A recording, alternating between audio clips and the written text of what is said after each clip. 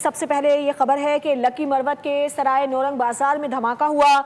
2 police एहलकारों समेत 7 अफराद शहीद और मुतादिद जख्मी भी हुए। खवारिज ने मोटरसाइकिल पर धमाका खेज मवाद नस्ब कर रखा था। सिक्योरिटी फोर्सेज ने इलाके को घेरे में लेकर सर्च ऑपरेशन शुरू कर दिया है।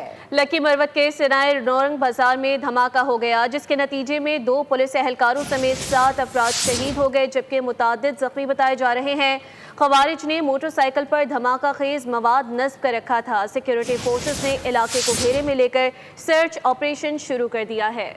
लकी मरवत धमाके में जानी नुकसान पर सियासी रहनुमाओं की जानिब से इज़हार अफसोस किया जा रहा है। वज़ीर आज़म का कहना था कि कानून नाफिज करने वाले इदारों और आवाम ने दहशत गर्दी के खिलाफ जंग में बेशकदर कुर्बानियाँ दी हैं। दहशत गर्दों को मुल्क के अमन और तरक्की की राह में रुकावट बनने की इजाज़त नहीं देंगे। वज़ीर आला खैबर पख्तूनख्वा सुहेल आफरीदी ने शहादतों पर दुख का इजहार किया।